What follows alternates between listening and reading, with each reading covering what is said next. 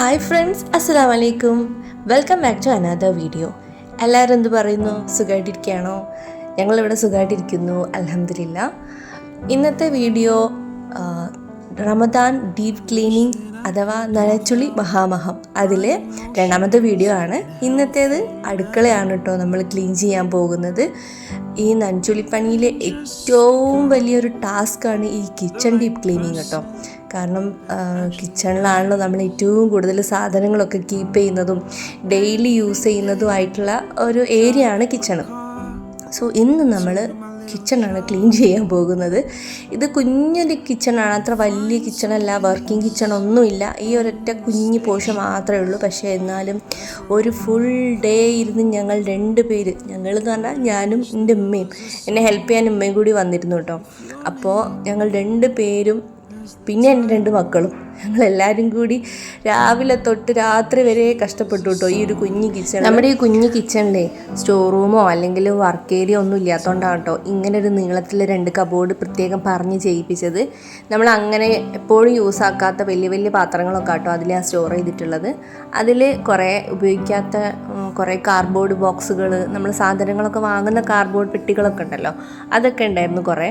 അപ്പോൾ അതൊക്കെ ഞാൻ ഒഴിവാക്കി, അത് കുറേയൊക്കെ കാലിയാക്കി കേട്ടോ. അപ്പം അവിടെ ഒന്ന് നല്ല വൃത്തി, പിന്നെ ഞാൻ മൊത്തത്തിലൊന്ന് തുടച്ചെടുത്തു. പിന്നെ ഇത് താഴത്തുള്ള ഫസ്റ്റത്തെ കബോർഡാണ്. അതിൽ മോൾ തട്ടിൽ ഞാൻ വല്ലപ്പോഴും മാത്രം യൂസ് ചെയ്യുന്ന കുറേ പ്ലേറ്റുകൾ, ബൗളുകൾ അങ്ങനെയൊക്കെയാണ് ഞാനതിൽ വെച്ചിട്ടുള്ളത്. പിന്നെ ഇതാ മൊത്തത്തിൽ എല്ലാ കബോർഡിൽ നിന്നുള്ള പാത്രങ്ങളൊക്കെ ഇറക്കിയതിന് ശേഷമുള്ള അടുക്കളയുടെ കോലമാണിത്. ഞാൻ നല്ല കുഞ്ഞൊരു അടുക്കളയാണ്, പക്ഷേ അടുക്കള ചെറുതാണെന്ന് പറഞ്ഞ കാര്യം ഇഷ്ടംപോലെ സാധനങ്ങളുണ്ട് കേട്ടോ. പിന്നെ ഇത് അമ്മൻ്റെ ഇടത്തും വലത്തുമായിട്ട് നിന്ന് ഉമ്മ എന്നെ ഒരുപാട് ഹെൽപ്പ് ചെയ്തിരുന്നു. അപ്പോൾ ഇതാ ഞാൻ സാധനങ്ങളൊക്കെ പുറത്തിറക്കി. അപ്പോൾ ഇമ്മയും മോനും കൂടി പുറത്തേക്ക് പോയിട്ടോ, പാത്രങ്ങളൊക്കെ എടുത്തിട്ട് അത് പുറത്ത് വെച്ച് കഴുകാമെന്ന് പറഞ്ഞ് കഴുകി ഉണക്കാമെന്ന് പറഞ്ഞു. അപ്പോൾ ഞാൻ ആ സമയം കൊണ്ട് കബോർഡുകളൊക്കെ ക്ലീൻ ചെയ്യായിരുന്നു. ഇവിടെ കുറച്ചായിട്ടോ അപ്പോൾ ക്ലീൻ ചെയ്തിട്ട്, അപ്പോൾ നന്നായിട്ടൊന്ന് ക്ലീൻ ചെയ്യാനുള്ളതുണ്ടായിരുന്നു. പിന്നെ ഈ ഒരു സെക്ഷനും കൂടി പുറത്തോട്ട് ഇറക്കാനുള്ളതുണ്ടായിരുന്നു. ഇതിൽ ഞാൻ യൂസ് ചെയ്യാത്ത കുറച്ച് സാധനങ്ങളൊക്കെ ഉണ്ടായിരുന്നു. അതായത് ബാക്കോട്ട് വെച്ചിട്ട് യൂസ് ആവാണ്ട് പോയ കുറേ സാധനങ്ങൾ. അപ്പോൾ അതൊക്കെ കുറേയൊക്കെ ഇടുന്നു. പിന്നെ യൂസ് ഉള്ളത് മാത്രം മാറ്റി വെച്ച് അങ്ങനെ ഉപയോഗിക്കാത്ത സാധനങ്ങളൊക്കെ ഒഴിവാക്കി. അപ്പോൾ കുറച്ചൊക്കെ ഡേറ്റ് പോയ സാധനങ്ങളൊക്കെ ഉണ്ടാവില്ല, അതൊക്കെ ഒഴിവാക്കി. പിന്നെ മുകളിൽ തട്ടി ഇതൊക്കെ ഇതിലേക്ക് പൊടി നിറച്ചും പൊടിയായി പോയിട്ടുണ്ടായിരുന്നു. അപ്പോൾ അതൊക്കെ നന്നായിട്ട് നനച്ച് തുടച്ചു കേട്ടോ.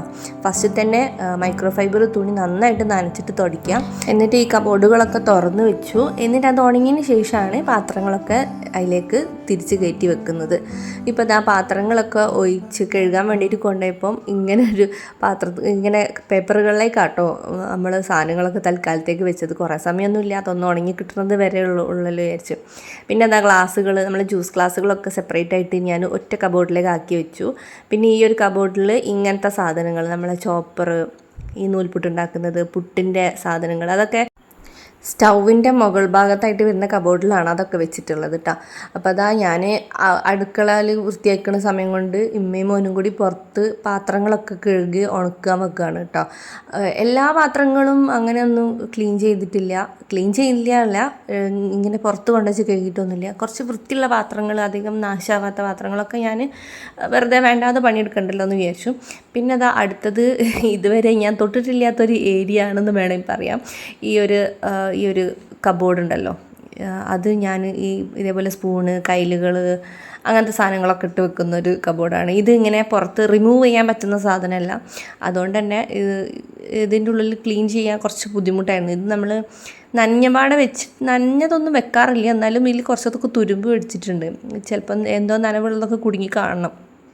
അപ്പോൾ അതൊക്കെ ഞാൻ നന്നായിട്ട് സ്ക്രബ് ചെയ്തിട്ട് പിന്നെ തുണി വെച്ചിട്ട് തുടച്ചെടുക്കുകയാണ് ചെയ്തത്. അപ്പോൾ നല്ല വൃത്തിയായിട്ടുണ്ടായിരുന്നു കേട്ടോ. പിന്നെ കുറേ മെനക്കെടൊന്നും വേണ്ടി വന്നില്ല, സ്ക്രബ് ചെയ്തപ്പോൾ തന്നെ ക്ലീൻ ആയിട്ട് വന്നിട്ടുണ്ടായിരുന്നു. പിന്നെ ഇത് വേറൊരു കബോർഡിലുള്ള നമ്മൾ പ്ലേറ്റുകളൊക്കെ വെക്കുന്ന ഒരു ഏരിയ ആണ് കേട്ടോ. അപ്പോൾ ഞാൻ മെല്ലെ ഒന്ന് എടുത്ത് നോക്കിയതായിരുന്നു, എനിക്ക് എടുക്കാൻ പറ്റുമെന്ന് എനിക്ക് അറിയില്ലായിരുന്നു. അപ്പോൾ എടുത്തപ്പോൾ അങ്ങോട്ട് പോന്നു.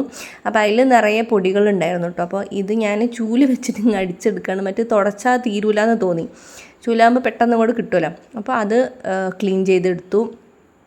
പിന്നെ അതായത് കബോർഡിൻ്റെ അടിഭാഗത്താണ് കേട്ടോ ഇങ്ങനെ ഒരു റൊട്ടേറ്റിംഗ് ഡ്രോവർ ഉണ്ട് എനിക്ക്. ഇതൊക്കെ പറഞ്ഞ് ചെയ്യിപ്പിച്ചാണ്.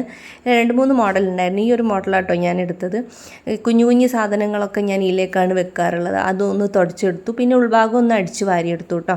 പിന്നെ അതായത് ചിമ്നി ഹോബാണ്. അതിൻ്റെ മുകളിൽ നിറയെ എന്താ തുടച്ചാൽ വരുന്ന ടൈപ്പ് ഓഫ് പൊടികളാണ് അതിൻ്റെ അതൊക്കെ ഉണ്ടായിരുന്നത്. ഈ ഭാഗവും ഇതിൻ്റെ മുമ്പ് ഒരു പ്രാവശ്യം ഞാൻ ക്ലീൻ ചെയ്തതാണ്. പിന്നെ അതിന് ശേഷം അത് ഇപ്പോഴാണ് ക്ലീൻ ചെയ്യുന്നത്. ഈ ഹോബിൻ്റെ ഈ സാധനം അങ്ങോട്ട് ഊരിയെടുക്കാൻ പറ്റും കേട്ടോ. അത് സെപ്പറേറ്റ് ആയിട്ട് കഴുകിയെടുക്കുകയാണ്. പിന്നെ ഈ പുക വലിച്ചെടുക്കുന്ന ഈ ഒരു ഏരിയ അത് മുകളിൽ കുറച്ചൊക്കെ ഒരു മെഴുക്ക് പോലെ ഉണ്ടായിരുന്നു. അത് നന്നായിട്ട് തുണി നനച്ച് കുറച്ചൊന്ന് അമർത്തി തുടച്ചപ്പോൾ തന്നെ എല്ലാം ക്ലീനായി കിട്ടി. പിന്നെ ഇതിൻ്റെ ചുവട്ടിലാണ് ഞാൻ അരി, പിന്നെ ചപ്പാത്തിപ്പൊടി, പച്ചരി അങ്ങനത്തെ ഒക്കെ വെക്കുന്നത്. ആ ഭാഗവും ഞാൻ നന്നായിട്ട് അടിച്ചു വാരി തുടച്ച് ഉണങ്ങിയതിന് ശേഷമാണ് ഇത് തിരിച്ച് കയറ്റിയത്. ഇത്രയും പണി കഴിഞ്ഞപ്പോൾ തന്നെ ഒരു സൈഡ് ആയിട്ടുണ്ടായിരുന്നു കേട്ടോ. ഇതിലിപ്പോൾ കാണുമ്പോൾ കുറച്ചേ ഉള്ളെങ്കിലും ഇതിൻ്റെ ഒരു ഇരട്ടി പണി ഞങ്ങൾ എടുത്തിട്ടുണ്ട് കേട്ടോ. പിന്നെ എന്താ ഉച്ച സമയമായതുകൊണ്ട് പിന്നെ ഫുഡൊക്കെ കഴിച്ച് കുറച്ച് സമയം റെസ്റ്റൊക്കെ എടുത്തതിന് ശേഷമാണ് ബാക്കി പണി തുടങ്ങിയത്. ഇതിപ്പോൾ തന്നെ ഞാൻ സ്റ്റെയറിൻ്റെ ഗ്ലാസ് തുടയ്ക്കണ്ടോ. സ്റ്റെയർ ഗ്ലാസ് ആയതുകൊണ്ട് 2-3 മാസം കൂടുമ്പോൾ ഇങ്ങനെ പൊടി പിടിച്ചിട്ട് നമ്മൾ ഓപ്പൺ ടെറസൊക്കെ തുറക്കുന്നതുകൊണ്ടായിരിക്കും പൊടി പിടിച്ചിട്ട് ഇടയ്ക്കിടയ്ക്ക് ഇങ്ങനെ ഒരു തുടയ്ക്കേണ്ട ഒരു അവസ്ഥ വരാറുണ്ട്. ഞാൻ നോർമലി മൈക്രോഫൈബറും പിന്നെ പേപ്പറും ഒക്കെ വെച്ചിട്ടാണ് കേട്ടോ ഇത് തുടയ്ക്കുന്നത്. ഇപ്പോൾ എൻ്റെ ഒരു സ്പിൻ മോപ്പ് ഉണ്ടെന്ന് പറഞ്ഞപ്പോൾ അത് വെച്ചൊന്ന് ട്രൈ ചെയ്ത് നോക്കാമെന്ന് വിചാരിച്ചാണ്. സൂപ്പറാണ് കേട്ടോ. സ്പിൻ മോപ്പിൽ മൈക്രോഫൈബർ ആയതുകൊണ്ട് തന്നെ നല്ല വൃത്തിക്ക് തുടയ്ക്കാൻ പറ്റുന്നുണ്ട്. പക്ഷേ എനിക്ക് നിലം തുടയ്ക്കുന്നത് അത് നല്ലതാണെന്ന് എനിക്ക് തോന്നുന്നില്ല. കാരണം കുറേ ടൈം എടുക്കുന്നുണ്ട് അതിന്. പിന്നെ അത് കഴിഞ്ഞതാണ് ഞാൻ ഓപ്പൺ ടെറസിൽ പോയിട്ട് കുറച്ച് പഴയ ഡ്രസ്സുകളുണ്ടായിരുന്നു. അതൊക്കെ ഒന്ന് അങ്ങോട്ടും ഇങ്ങോട്ടും അറേഞ്ച് ചെയ്ത് കുറച്ചൊക്കെ ഉമ്മൻ്റെ കയ്യിൽ കൊടുത്തയച്ചു കേട്ടോ. യൂസ് ചെയ്യാൻ പറ്റിയ കുറച്ച് ഡ്രസ്സുകളൊക്കെ ഉണ്ടെങ്കിൽ അത് ഉമ്മൻ്റെ കയ്യിൽ കൊടുത്ത് ആർക്കെങ്കിലും കൊടുത്തോളാം എന്ന് പറഞ്ഞ് കൊണ്ടുപോയി. പിന്നെ ഇതിപ്പോൾ ഇനി രാത്രിയായിട്ടാണ്.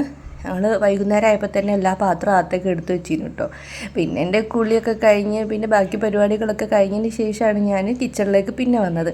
ഈ പാത്രങ്ങളെല്ലാം കൂടി അകത്തേക്ക് വെച്ചപ്പം ഇപ്പോൾ ബോട്ടിലും മൂടിയും ഒക്കെ ഒരു 2 തലക്കലൊക്കെ ഇരുന്നപ്പോൾ എല്ലാം കണ്ടുപിടിച്ച് അതിൻ്റെ ഉള്ളിൽ സാധനങ്ങളില്ലാത്തത് ഞാൻ ജസ്റ്റ് ഒന്ന് മൂടി വെച്ച് കബോർഡിലേക്ക് എടുത്ത് വെക്കുകയാണ് ചെയ്തത്. സാധനങ്ങളുള്ളതിൽ സാധനം നിറച്ചിട്ട് അകത്തേക്ക് വെക്കുകയും ചെയ്തു.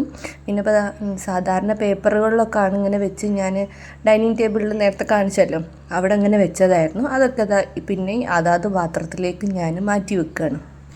ശരിക്കും പറഞ്ഞാൽ ഇപ്പോൾ ഇതൊക്കെ ക്ലീൻ ചെയ്ത് ബാക്കിയുള്ള സാധനങ്ങളൊക്കെ ഇങ്ങനെ കണ്ടെയ്നറിലേക്ക് ആക്കി വെക്കുമ്പോഴാണ് നമുക്ക് റമദാൻ ഷോപ്പിംഗ് എന്തൊക്കെ സാധനങ്ങളാണ് ഇനി വേണ്ടത്, എത്ര വേണം, എത്ര അളവിലാണ് നമുക്ക് ഇനി ആവശ്യമുള്ളത്, ഈ കാര്യങ്ങളിലൊക്കെ എനിക്കൊരു ക്ലാരിറ്റി വന്നത് ഇപ്പോഴാണ് കേട്ടോ.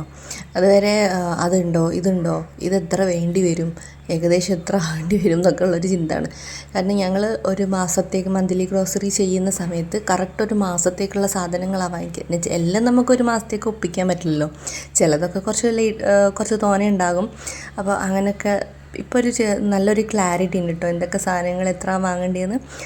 പിന്നെ ഇതൊരു ചെറിയൊരു ടിപ്പായിട്ട് വേണം കണക്കാക്കാം കേട്ടോ. നമ്മളിങ്ങനെ ഈ സാധനങ്ങളൊക്കെ ഇട്ട് വെക്കുന്ന ബോക്സിൻ്റെ മുകളിൽ ഇങ്ങനെ ഒരു സ്റ്റിക്കർ ഞാൻ ഒട്ടിക്കാറുണ്ട്. പേര് വേണമെന്നില്ല, അതൊരു ഭംഗിക്ക് ചെയ്താണ്. അതിലേക്ക് നമ്മൾ ഇടുന്ന ആ ഡേറ്റ് ഞാൻ ഇതിൻ്റെ മുകളിൽ ജസ്റ്റ് ഒന്ന് എഴുതി വെക്കാറുണ്ട്. എക്സ്പയറി ഡേറ്റ് ഞാൻ ഇതിൻ്റെ മുകളിൽ എഴുതാറില്ല. കാരണം എക്സ്പയറി ഡേറ്റ് ഇതിൻ്റെ മുകളിലൊക്കെ അധികവും ഞാൻ നോക്കിയപ്പോൾ 1 മാസം 2 മാസം അങ്ങനെയൊക്കെ കാണുന്നത്. എന്തായാലും ഇങ്ങനത്തെ സാധനങ്ങൾ ചെറുപയർ, കടല, പുളി ഇതൊന്നും അങ്ങനെ 1-2 മാസം കൊണ്ടൊന്നും കംപ്ലൈൻ്റ് ആവുമെന്ന് എനിക്ക് തോന്നുന്നില്ല. അപ്പോൾ ഞാൻ ഇതിലേക്ക് ഇടുന്ന ആ ഡേറ്റാണ് ഞാൻ എഴുതി വെക്കുന്നത്.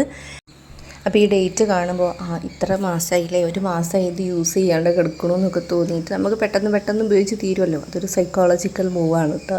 എനിക്കൊക്കെ അങ്ങനെ സംഭവിക്കാറുണ്ട്. ചിലത് അങ്ങനെ കണ്ടെയ്നറിലാക്കി വെച്ചാൽ പിന്നെ കുറേ കാലം കഴിഞ്ഞിട്ടൊക്കെയായിരിക്കും ഇതെനിക്ക് ഓർമ്മ വരിക. അപ്പോൾ ഇത് തീരാൻ കുറേ ആയോ അങ്ങനെയൊക്കെ ഒരു സംശയം എനിക്ക് വരാറുണ്ട്. അതിൻ്റെ പുറത്തുണ്ട് ഞാൻ ഇങ്ങനെ ഒരു പരിപാടി സ്റ്റാർട്ട് ചെയ്തത്. ഇങ്ങനത്തെ ഒരു സ്റ്റിക്കറാണ്. ഇത് ഞാൻ ഫ്ലിപ്കാർട്ടിൽ നിന്ന് ഓർഡർ ചെയ്തതാണ് കേട്ടോ. എന്തോ ചെറിയ റേറ്റേ ഉള്ളൂ. പിന്നെ കുറേ സ്റ്റിക്കേഴ്സ് ഉണ്ട്. ഇതേപോലെ പേര് എഴുതുന്നു, ഡേറ്റ് എഴുതുന്നു, ഒട്ടിക്കുന്നു. നല്ലതാണ്. നമ്മൾ കഴുകുന്ന സമയത്തൊക്കെ പോവുകയാണെങ്കിലും അതിൻ്റെ കൂടെ തന്നെ ഒരു വൈറ്റ് കളർ പെൻസിലും കൂടി വരുന്നുണ്ട്. അപ്പോൾ അതുകൊണ്ട് ജസ്റ്റ് ഒന്ന് എഴുതി കൊടുത്താൽ മതി. അപ്പോൾ ഇതാ നമ്മളെ ബാക്കി പരിപാടികളൊക്കെ കഴിഞ്ഞു. ഞാൻ ആ ഭാഗമൊക്കെ ഒന്ന് ക്ലീൻ ചെയ്ത് വെക്കുകയാണ് കേട്ടോ. അപ്പോൾ ഈ ക്ലീൻ ചെയ്ത് ഈ സാധനം അടുക്കി വെക്കുമ്പോഴാണ് മുളക് പൊടിയും മഞ്ഞൾപ്പൊടിയും അതിലേക്ക് മാറ്റിയില്ല എന്ന് ശ്രദ്ധിച്ചത്. അപ്പോൾ പിന്നെ അതും കൂടി അങ്ങോട്ട് ചെയ്തേക്കാമെന്ന് വിചാരിച്ചു. മഞ്ഞൾപ്പൊടിയും പിന്നെ മുളക് പൊടിയും ജസ്റ്റ് ഒന്ന് കണ്ടെയ്നറിലേക്ക് ആക്കി മാറ്റി. ഇതോടുകൂടി നമ്മുടെ ഈ വർഷത്തെ കിച്ചൺ ഡീപ്പ് ക്ലീനിങ് അല്ലെങ്കിൽ നെഞ്ചുളി നമ്മൾ അടുക്കളത്തേത് കഴിഞ്ഞു. ഭയങ്കര സമാധാനം കേട്ടോ അത് കഴിഞ്ഞപ്പം. എന്താണെന്ന് അറിയില്ല, കുറേ ആയിട്ട് ഇങ്ങനെ ചെയ്യണം എന്ന് മാറ്റി വെച്ച കുറേ കാര്യങ്ങളാണല്ലോ ഇപ്പോൾ ചെയ്തത്. അപ്പോൾ ഇന്നത്തെ ഈ വീഡിയോ ഇത്രയേ ഉള്ളൂ. വീഡിയോ യൂസ്ഫുള്ളായെന്ന് വിചാരിക്കുന്നു. യൂസ്ഫുൾ ആയിട്ടുണ്ടെങ്കിൽ ഫ്രണ്ട്സിനും ഫാമിലിക്കും ഷെയർ ചെയ്യാൻ മറക്കരുത്. സബ്സ്ക്രൈബ് ചെയ്യുക. അടുത്തൊരു വീഡിയോയിൽ കാണുന്നവരെ ബൈ.